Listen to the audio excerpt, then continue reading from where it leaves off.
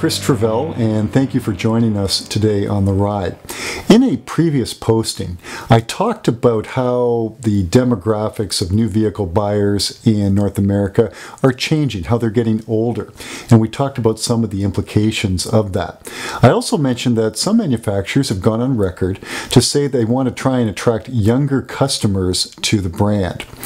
Well, today I want to dig a little deeper into what that means and what some of the possible implications are of new versus older customers.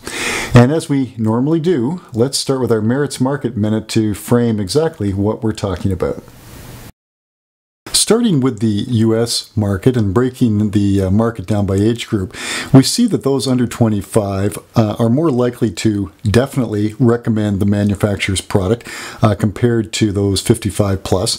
The ownership experience is much better than expected for younger folks compared to those 55 plus, but that's where things kind of go south a little bit, where the percent that definitely would purchase another vehicle based on the experience is certainly lower for those 25, and in fact the other age groups there as well, compared to those customers 55 plus.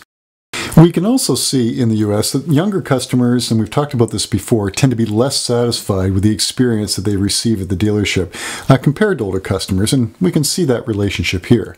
One key metric, of course, is loyalty, and here too the relationship exists whereby younger customers are less loyal to the brand. And finally, as we can see, younger customers tend to spend less on their vehicle as well compared to those who are older. Now, what about in Canada? What is the situation in that particular market? Well, it's pretty similar to what we see and observe in the US. Younger customers are less likely to recommend their dealership, their salesperson, the manufacturer's product. They're less satisfied with the retail experience compared to those who are older. They tend to be less loyal, and they generally tend to spend less as well on their vehicle. So a similar profile exists in Canada as well.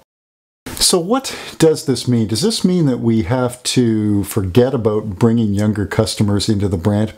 I don't think it says that. But what it does say is that if that is our strategy, we need to be aware of the potential pitfalls of bringing those new customers in. The fact they tend to be less loyal. They tend to recommend us less. They tend to be less satisfied. They tend to spend less with us. Now, certainly we do need to have some semblance of bringing those customers in, clearly.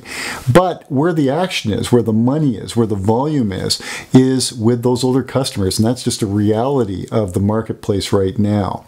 So I hope you have found this interesting. I hope it has helped in developing your strategy for the youth market or the older market. And if you have any comments or feedback, by all means, please let me know. And again, thanks for joining us today on The Ride.